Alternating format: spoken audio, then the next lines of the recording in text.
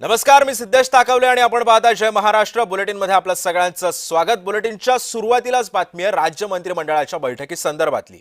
आज राज्य मंत्रिमंडळाची एक बैठक आयोजित करण्यात आलेली आहे। या बैठकीला उपमुख्यमंत्री सुनेत्रा पवार सुद्धा उपस्थित राहणार आहेत। राज्य मंत्रिमंडळाच्या बैठकीमध्ये महत्त्वाचे निर्णय सुद्धा घेतले जाणार असल्याचं समजतंय।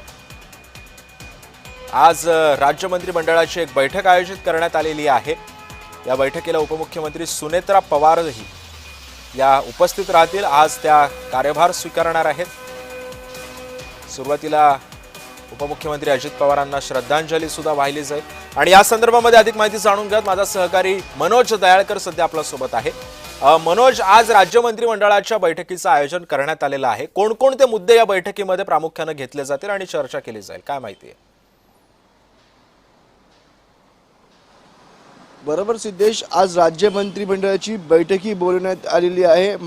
ही आपण बैठक बघितलं तर प्रत्येक आठवड्याला बोलवली जाते, पण मागच्या आठवड्यामध्ये ही बैठक बोलवली गेली नव्हती, ही झाली नव्हती बैठक, कारण की अजित पवार यांची आपण बैठक निधन झालेलं होतं, त्यामुळे ही बैठक झाली नव्हती। आणि त्यानंतर आपण बैठक या ठिकाणी उपमुख्यमंत्रीपदी सुनेत्रा पवार यांनी शपथ घेतलेली आहे आणि त्यानंतर आज राज्य मंत्रिमंडळाची बैठकी बोलवण्यात आलेली आहे। आणि या बैठकीला आपण बैठक मुख्यमंत्री देवेंद्र फडणवीस, उपमुख्यमंत्री एकनाथ शिंदे, उपमुख्यमंत्री सुनेत्रा पवार या बैठकीला उपस्थित राहणार आहेत। तसंच राज्य मंत्रिमंडळातील मंत्री या बैठकीला उपस्थित राहणार आहेत। दुपारी 12 वाजता या बैठकीला मंत्रालयामध्ये सुरुवात होईल आणि या बैठकीमध्ये आपण बैठक महत्त्वाचे निर्णय हे घेतले जाणार आहेत। पण सर्वात आधी आपण बैठक स्वर्गीय उपमुख्यमंत्री अजित पवार यांना या मंत्रिमंडळाच्या बैठकीमध्ये श्रद्धांजलीही वाहिली जाणार आहे।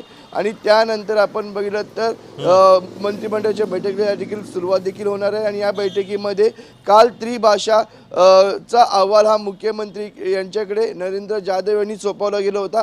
त्या संदर्भामध्ये या बैठकीमध्ये महत्त्वाची चर्चा केली जाणार आहे आणि त्यामध्ये आपण बघतो काय तोडगा निघतो हे देखील निर्णय घेतला जाणार हे देखील पाहणं महत्त्वाचं आहे। पण अनेक अजून निर्णय यामध्ये आपण घेतले जातील, कारण की मागच्या आठवड्यामध्ये ही बैठक झाली नव्हती, त्यामुळे या बैठकीमध्ये मोठ्या प्रमाणात महत्त्वाचे निर्णय हे घेतले जातील असे सांगितलं जात आहे। नक्कीच, धन्यवाद मनोज, तुम्ही दिलेल्या सविस्तर माहितीबद्दल। काही बातम्यांचे सुद्धा अपडेट्स घ्यायचे आहेत